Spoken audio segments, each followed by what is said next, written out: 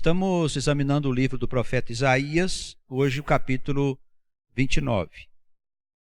Como temos afirmado, o Isaías ele teve o seu ministério por volta do ano 750 a.C., e nós temos sempre ele tratando de profecias que estão ligadas tanto ao Reino do Norte, que é Israel, e também algumas profecias voltadas para Judá, que era o Reino do Sul, que viria mais tarde cair sobre a escravidão babilônica. E esse capítulo 29, a palavra parece ser dirigida aqui a Judá. E como também nós temos instruído, a profecia ela quase sempre tem duplo sentido, mostrando um passado que já aconteceu e algo que pode vir a acontecer no futuro. Aparentemente, essa profecia tem a ver com Israel. O que aconteceu lá no período que antecedeu as agressões do rei Nabucodonosor, que culminaram na escravidão por várias levas de irmãos israelitas que foram levados lá para a Babilônia. E pode também ainda ter a ver com os acontecimentos em Israel, nos nossos dias, uma vez que está previsto, segundo as profecias, que Israel ainda sofrerá uma grande agressão dos seus inimigos. E aqui ele trata de Israel, especificamente de Jerusalém, a quem ele chama de Ariel. Então, nessa introdução, ele diz assim: ai de Ariel, Ariel, a cidade onde Davi acampou. Acrescentai ano a ano e sucedam-se as festas. Contudo, porei a Ariel em aperto e haverá pranto e tristeza, e ela será para mim como Ariel. Então, por que ele usa aqui essa palavra contra Jerusalém? Tem alguns sentidos interessantes aqui para nós entendermos o contexto dessa profecia. Primeiro, a palavra Ariel, ela significa lareira de Deus, como se fosse uma fogueira, remetendo aqui à presença do Espírito de Deus ali naquele lugar. Nós sabemos que Jerusalém ainda será a capital espiritual do mundo, de onde sairão os conselhos, as orientações para que a nova humanidade, o futuro deste mundo, depois dos eventos apocalípticos, possa ser estabelecido. Então, Jerusalém é algo de especial. É o lugar onde repousa o Espírito de Deus em forma de fogo, como se fosse, aí na linguagem cristã, o Espírito Santo. Também tem o sentido de leões de Deus, falando agora especificamente de Judá, cujo símbolo remete aos leões, os homens guerreiros, os homens corajosos. Eles eram tidos como os leões da tribo, né? Aqueles que iam à frente.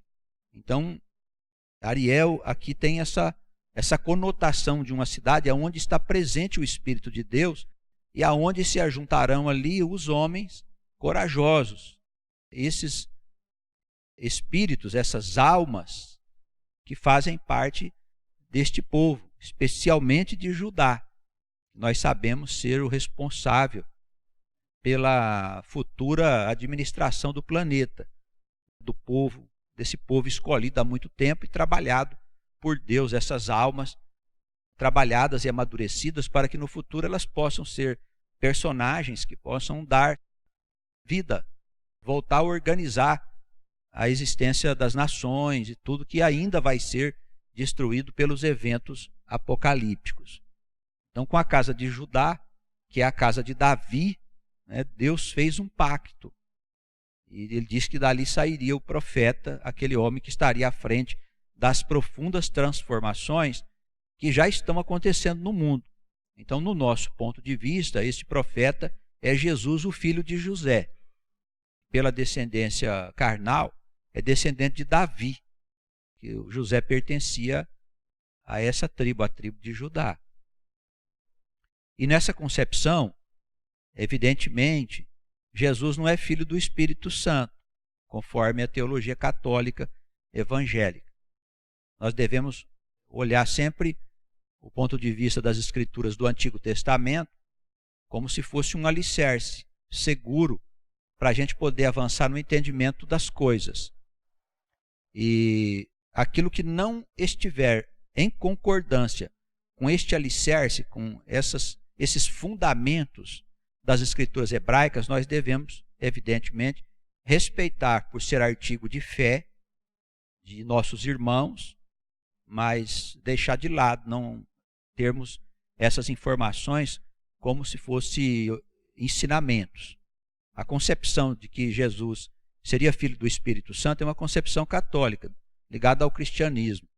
Nas Escrituras Sagradas dos Hebreus, que são o Antigo Testamento, não existe nenhum tipo de informação que leve à ideia de que o profeta que seria levantado no meio do povo seria filho do Espírito Santo. Ele seria descendente carnal de Davi. Esse é o ponto de vista do Antigo Testamento e é aquele que nós, evidentemente, defendemos. Sendo assim, esse Ariel aqui, né, essa fogueira santa, vamos dizer assim, de espírito, essa fogueira, esses homens corajosos que vão estar ali servindo a Deus, são almas antigas das tribos do povo e que estarão aí ajudando a organizar e administrar o futuro do mundo depois da grande destruição que vai haver nos eventos apocalípticos. É claro que as profecias, todas essas coisas, elas se cumprirão conforme Deus determinou. Porém, não há nenhuma profecia, nenhuma presciência das coisas do Senhor, aonde nós encontramos instruções dizendo que o mundo será destruído. Isso é uma coisa inventada dentro dessa mentalidade evangélica que hoje está por aí descontrolada, assim, em termos de todo mundo achar que sabe, todo mundo ser teólogo, todo mundo achar que tem espírito. E aí inventaram essa história de destruição da terra. A terra não será destruída. Não existe no Antigo Testamento, nos fundamentos das Escrituras, nenhuma concepção que nos leve a entender que a terra será destruída. Isso não é verdade. Então a terra seguirá o seu rumo, existindo e sendo reconstruída e reorganizada pelo povo de Deus e pelas nações que forem salvas. É isso que nós encontramos nos textos sagrados. Essa profecia aqui contra Judá, né, contra especificamente Jerusalém, parece que Deus aqui vai permitir que Israel seja agredido, como foi no passado, mas depois ele será reconduzido à sua glória. Assim foi também lá nos eventos ligados à Babilônia.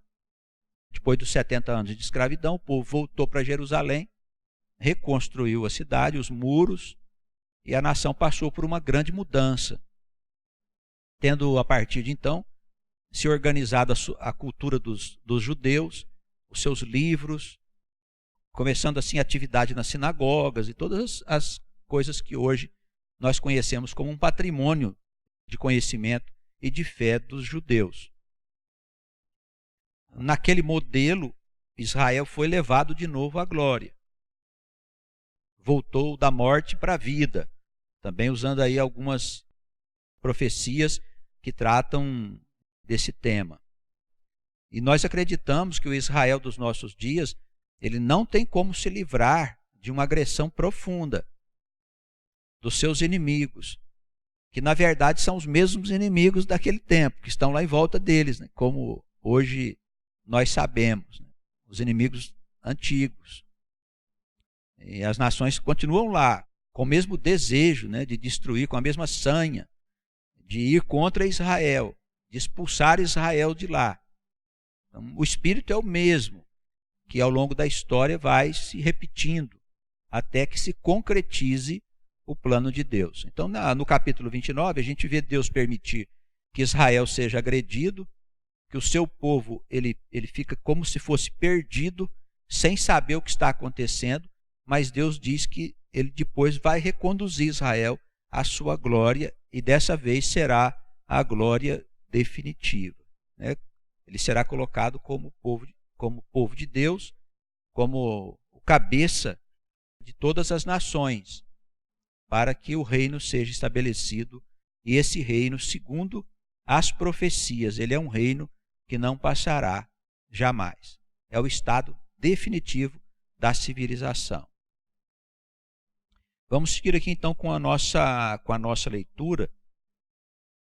Contudo, porei a Ariel em aperto, e haverá pranto e tristeza, e ela será para mim como Ariel, como uma fogueira, porque te cercarei com o meu arraial. E aqui dá duplo sentido, falando da guerra que Israel deve sofrer, e que sofreu no passado, por causa do povo que estava em decadência, não é?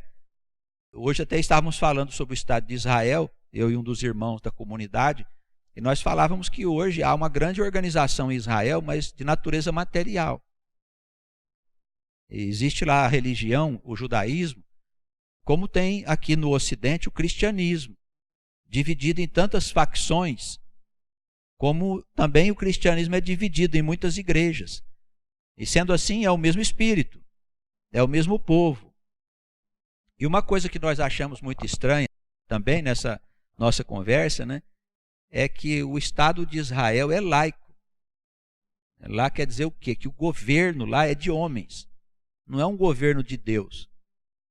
Então nós sabemos que Israel hoje não está bem posicionado em relação ao Eterno, porque se estivesse bem posicionado, estavam conduzindo o Estado, né, sob a orientação de profetas ou de homens sábios, e eles têm homens sábios no meio deles.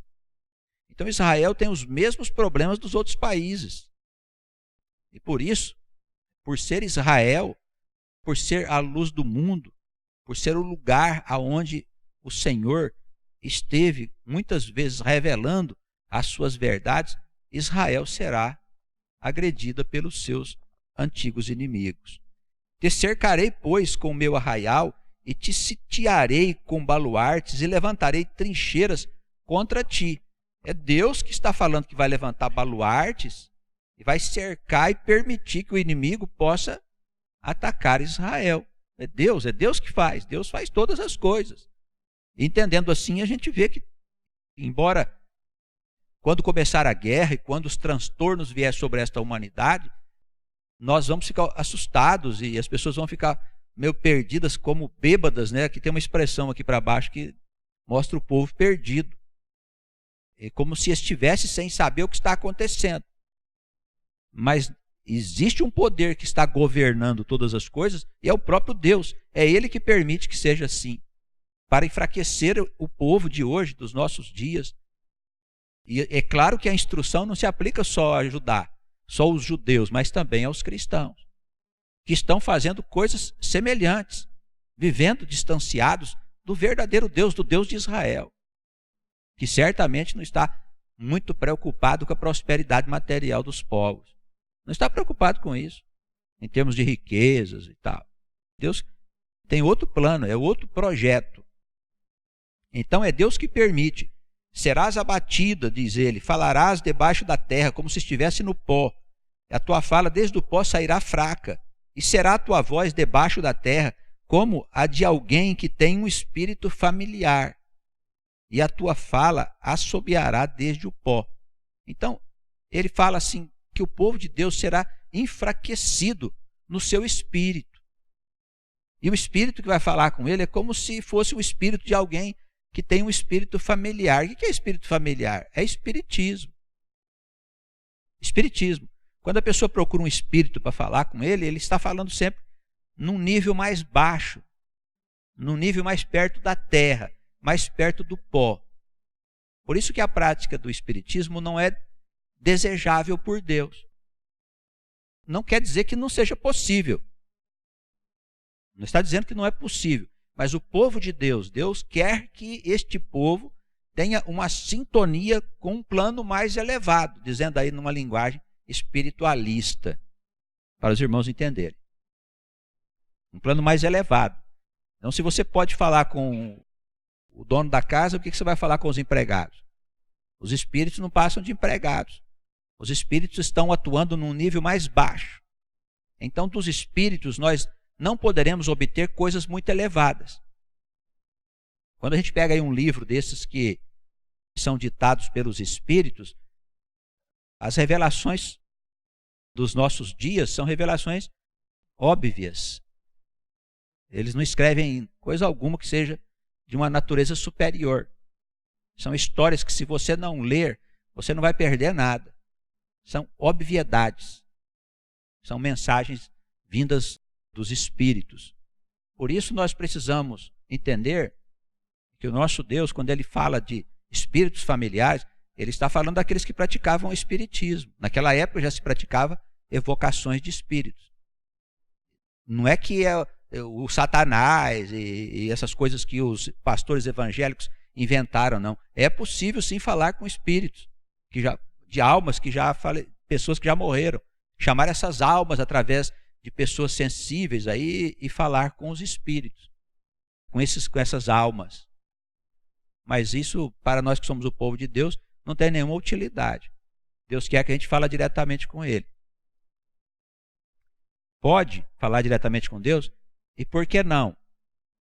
Alguém diria, mas nós somos muito atrasados para falar com Deus e precisamos evoluir. E onde é que está escrito isso? Nós precisamos evoluir para falar com Deus. Não está escrito em lugar nenhum. Fosse assim, Moisés não teria falado com Deus? Teria falado com quem? E os profetas? É claro que ele pode estar falando com um anjo em nome de Deus, uma potestade, um espírito. Amém. Porém, a sintonia do pensamento do povo de Deus deve estar voltado para Deus, para os planos superiores da vida, para os céus, e não para os espíritos familiares. Não há nada que aprender com espíritos familiares.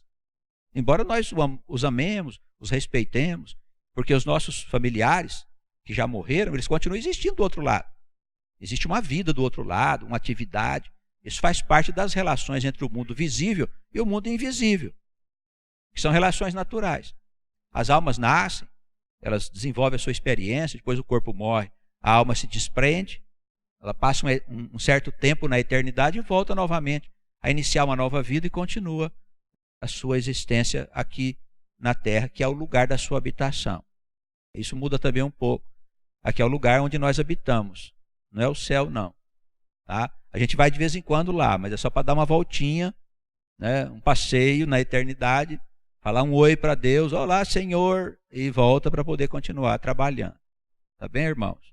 Não tem essa história de descansar, morreu, descansou, conversa, ninguém sabe da verdade do outro lado, poucos conhecem a verdade.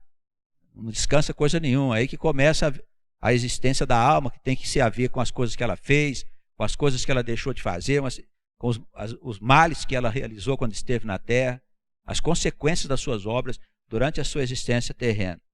Então não tem nada de descanso depois da morte. Tá bem? Trata de orar aí pelos seus defuntos, pedir a Deus para ajudá-los nos seus apertos, porque eles vão passar uns apertos se eles não estiverem com Cristo, se não crerem em Deus. A alma fica presa das suas próprias obras, porque não tem o vínculo com a mente divina, com a mente do eterno Deus de Israel. Então, se nós estabelecemos esses vínculos, se nós andamos no caminho do Senhor em obediência à sua palavra, com certeza tudo irá bem. Aqui e do outro lado também. Mas sem Deus, sem o Cristo, que nos concede a eternidade da vida, a vida eterna, que nos conduz aos caminhos da luz, nós vamos para a escuridão. E olha lá se não for para os infernos. Se estiver fazendo muitas maldades. Aqui eu não acredito que alguém vai para o inferno aqui, né? O pessoal está cumprindo tudo direitinho, com suas obrigações, com seus deveres. Estamos? Ok? Amém. Espero que todo mundo vá para os céus, né? Para as regiões de luz, para a eternidade, não para as regiões de sofrimento, porque elas existem. E se nós não tivermos cuidado, nós vamos parar lá, nesse lugar. Então, nada de ter espírito familiar, viu, irmão? E atrás disso, ledores de sorte, essas coisas malucas que tem por aí, tá bom? Deixemos isso aí com quem gosta com quem tem necessidade. Nós somos o povo de Deus. Nós não temos necessidade dessas coisas. Respeitamos quem faça, quem corre atrás dos espíritos, das mensagens, blá, blá, blá, blá. Tudo bem, amém. Liberdade religiosa, está tudo certo. Mas aqui dentro da Escritura não tem isso não. Aqui nós tratamos direto com Deus e com os seus enviados. Tá bem? E sempre falamos no nome do Senhor. Às vezes podemos, durante um sonho, uma experiência fora do corpo, isso acontece com alguns irmãos, encontrar alguém que nos oriente, que nos fale alguma coisa, pode ser, mas quem é esse espírito, esse anjo? Para nós simplesmente é o Senhor. Acabou, todo mundo é Senhor para nós. Né? Se está nos orientando é o Senhor. Se está nos assustando, nos fazendo passar apertos nas nossas noites de sono, mal dormidas, não é o Senhor, né? É o mal. Quem? É o diabo. Ah, mas pode ser o espírito A, B, C. Não importa, é o diabo, é o mal. Se o mal está nos incomodando, de duas coisas. Nós somos como ele ou porque nós estamos servindo a Deus. Porque o mal só perturba você se você estiver numa dessas duas circunstâncias. Ou se você é igual a ele, ou se você está servindo a Deus. Se você é igual a ele, se prepare. Ele está te esperando logo que você sair daí, tá bom? Todo mundo vai morrer, não vai? Já pensaram nisso? Daqui a pouquinho nós estamos voltando. Daqui a pouco nós estamos voltando para a eternidade. Vamos passar uma temporada por lá. E aí é hora da gente ver se está tudo certo ou não. Avançando aqui com a nossa leitura. Muito bem. Deixemos os espíritos para lá. Vamos seguir com Deus aqui. A multidão dos seus inimigos será como o pó miúdo, e a multidão dos tiranos como a pragana que passa. E no momento repentino, isso acontecerá. Do Senhor dos Exércitos serás visitada com trovões, e com terremotos, e grande ruído com tufão de vento, e tempestade e labareda de fogo consumidor. Olha, Jesus, quando trata da guerra que vai haver na Judéia, ele fala que vai ser uma coisa assustadora, muito destrutiva. E nós temos também outros profetas e profecias que tratam da cidade santa, que ela será pisada por 3 anos e meio por inimigos. E essa cidade santa que se refere à profecia é Jerusalém. Essa mesma cidade que o Senhor diz que será cercada de exércitos, de inimigos, multidão de inimigos, dos teus inimigos, como o pó miúdo, multidão de tiranos. Os inimigos se ajuntarão para ir contra Israel, especialmente Jerusalém, que é a cidade santa. E aí ele começa a dirigir a palavra aqui a partir do verso 7. E como sonho e uma visão de noite será a multidão de todas as nações que hão de pelejar contra Ariel, como também todos os que pelejarem contra ela e contra a sua fortaleza e a puserem em aperto. Será também como o faminto que sonha, que está a comer, porém acordando, sente-se vazio. Ou como o sedento que sonha, que está a beber, porém acordando, eis que ainda desfalecido se acha, e a sua alma com sede. Assim será toda a multidão das nações que pelejarem contra o monte Sião, que é Ariel, que é Jerusalém, Israel, que é o povo de Deus.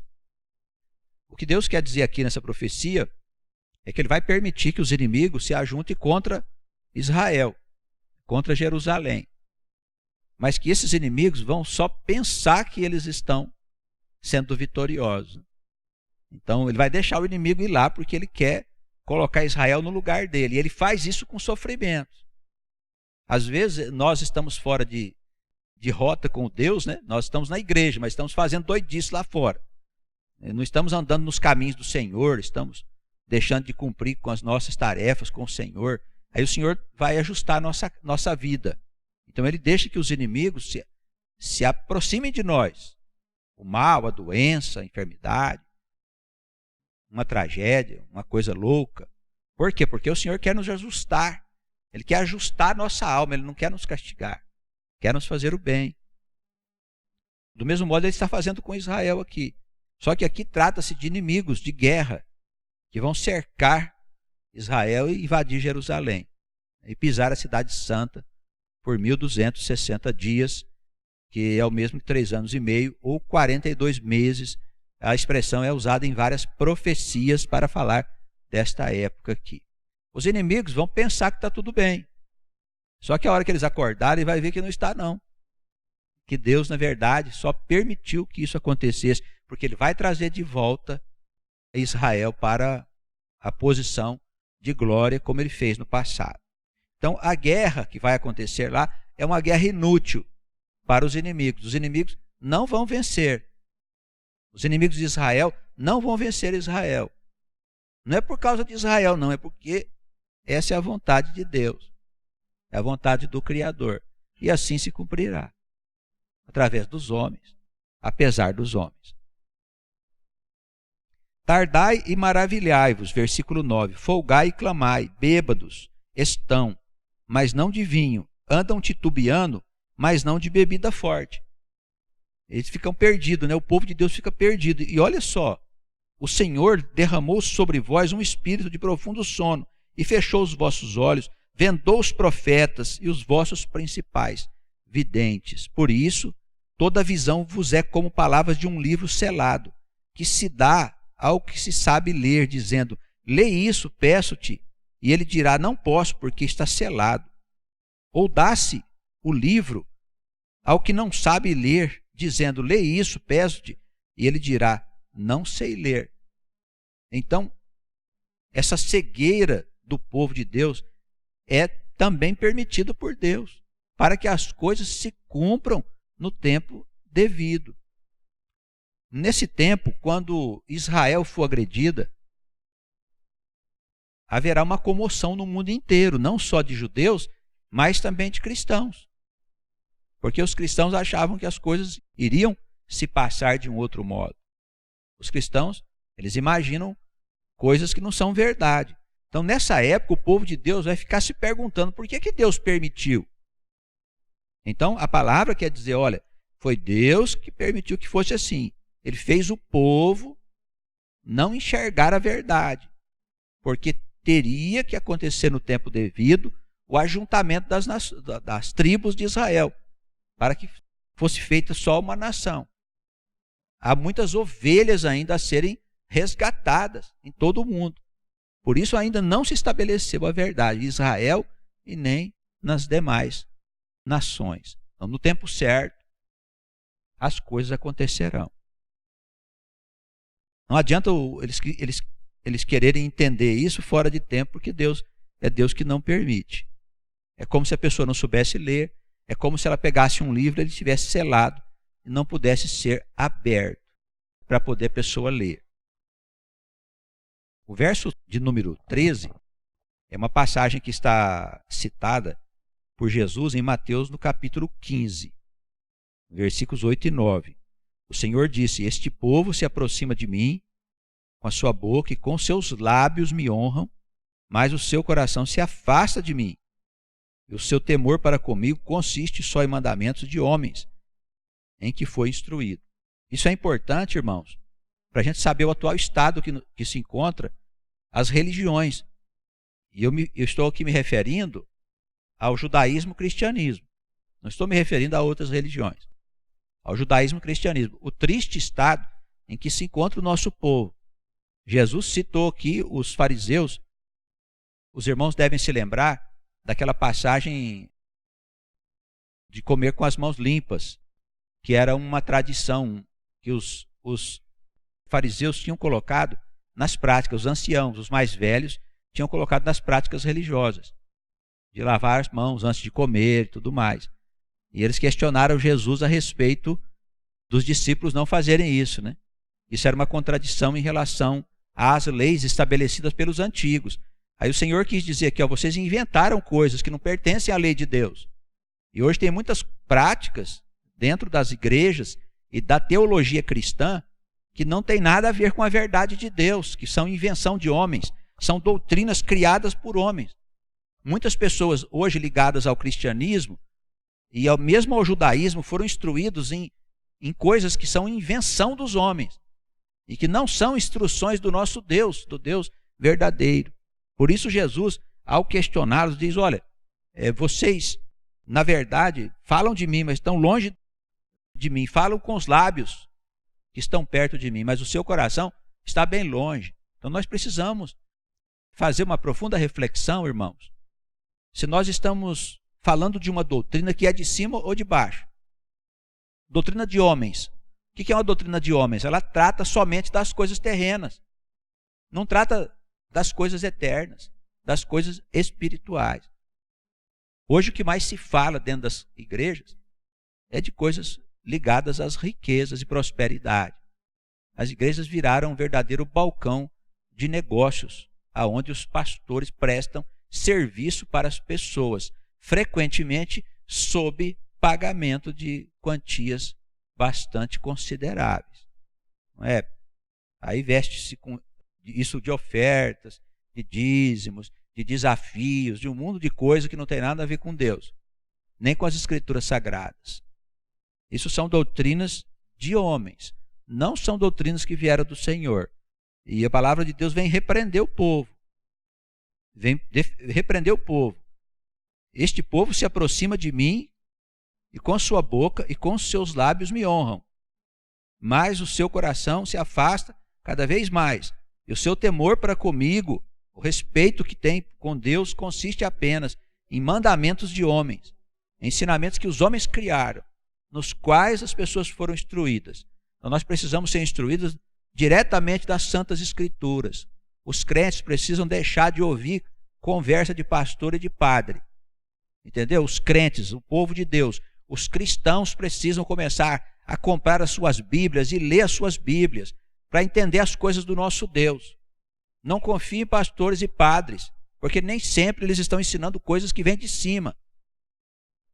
O apóstolo Paulo, tudo que ele ensinava, os bereanos, ia conferir nas Escrituras se aquilo estava de acordo. Por que nós não podemos conferir se o que o pastor da nossa igreja está falando é de acordo com as Escrituras? Por que nós não podemos conferir? O pastor não vai deixar? O padre não vai deixar? Ele vai proibir nós de olharmos as Escrituras para saber se o que ele fala é verdade ou não? Irmãos, o povo já se desviou diversas vezes e foi explorado por falta de conhecimento. Isso é a palavra de Deus que diz, por falta de conhecimento. Então nós podemos ter conhecimento hoje. Então, se você é um irmão crente, você é um irmão da igreja católica, se você é um irmão judeu, se é da igreja evangélica, seja o que for, tenha a sua escritura, para saber se o que o pastor está falando, o rabino está falando, o padre está falando, se é conforme a palavra que foi revelada. É isso que nós precisamos saber, irmãos. Não estamos desconsiderando pastores, não estamos desconsiderando padres, não estamos dizendo que eles não têm um papel, mas nem todos são pastores, nem todos são padres, nem todos são rabinos. Não basta ter diploma para ser padre, não basta ter diploma para ser pastor ou para ser rabino. É necessário que o que eles falam tem que estar em concordância com as Sagradas Escrituras. É isso que nós precisamos saber. E quem é que é responsável para saber se ele está falando as coisas conforme as Escrituras? Você que é responsável, você que está me ouvindo. Você não vai poder se desculpar depois quando chegar do outro lado e ver que você estava num caminho de enganos. Porque pregam doutrinas de homens hoje. Olha, irmãos, são 7 cartas às igrejas. Só uma é uma igreja séria. Só uma. E não é uma denominação, não. Quer dizer, existem igrejas sérias, mas são poucas. Em cada 7, uma é uma igreja séria. Então, olha bem onde você está seguindo orientação. Preste atenção. Confira com as Escrituras sagradas. Isso é o que você tem de fazer se você não quiser ser enrolado. Tá bem? E diz o Senhor, versículo 14, vou continuar fazendo a obra. Com quem? Com o povo. Não é? Olha lá, portanto, eis que continuarei a fazer uma obra maravilhosa no meio deste povo, uma obra maravilhosa e um assombro, porque a sabedoria dos seus sábios perecerá, e o entendimento dos seus prudentes se esconderá. Então o Espírito de Deus está aí, eu estou no meio do meu povo, eu estou fazendo uma obra que eles não entendem, mas eu estou fazendo. Ai dos que querem esconder profundamente o seu propósito do Senhor e fazem as suas obras às escuras. E dizem: quem nos vê e quem nos conhece? Vamos prestar aqui atenção no que ele está dizendo. Olha, tem muita gente que pensa que Deus não está vendo o que está fazendo lá fora. Acho que Deus está na igreja. Não está, não. Deus está em todos os lugares, irmãos. Em todos os lugares. Ele não está dentro das igrejas. Nós vimos há pouco no nosso estudo que Deus é onipresente. Está em todos os lugares da sua criação e além dela, envolvendo a própria criação. Acha mesmo que ele não sabe o que você faz? Tem gente que acha que não. Porque existe uma doutrina mentirosa dentro do ambiente do cristianismo que diz que Deus fica lá no céu e que nós temos que se virar aqui com as nossas verdades e mentiras. E que Ele nos abençoe, amém, e vamos tocando a vida. Conversa, Deus está aqui. Ele é Espírito vivo. Ele está em todos os instantes da nossa existência, olhando e operando a nossa vida e a vida de todos os seus filhos e seres que Ele criou. Esse é o Deus maravilhoso, o Pai de Israel. Como é que nós vamos nos esconder deste Deus aqui? As nossas obras não podem ser escondidas. Preste atenção nisso. E Ele pega as coisas escondidas e mostra para todo mundo. Preste atenção. É grave, porque estamos chegando no fim dos tempos. Tudo que é escondido, Ele diz: vou botar no telhado para todo mundo ver quem é verdadeiro, quem é mentiroso. Não importa quem seja. Todos os homens estão sujeitos a esse juízo. E começará pela casa do Senhor. Está escrito. O juízo começará pela casa do Senhor. E a casa do Senhor são as igrejas e as sinagogas. Tá bem? Ah, outra seita, ah, outra filosofia, ah, outra ciência. Amém. Respeitamos, tudo bem. Não temos nada com isso. Nós temos a ver com a casa do Senhor, que é o povo de Deus. É um povo escolhido há muito tempo, um grupo de almas que o Senhor pastoreia, especialmente para ocupar lugar de orientação no tempo do porvir, depois dos eventos apocalípticos. Tá bem? Hoje uma irmã me perguntou sobre esse povo. Qual é a diferença que existe entre ele e os outros povos? O Israel bíblico. Não há diferença nenhuma, tá bem, gente? Só que esse povo foi chamado. Foi chamado, é um grupo de almas, chamado para um serviço gravíssimo. Está fazendo serviço já há muito tempo, vai concluir agora, quando as tribos se ajuntarem novamente e o povo será só uma nação. E colocará o mundo nos trilhos.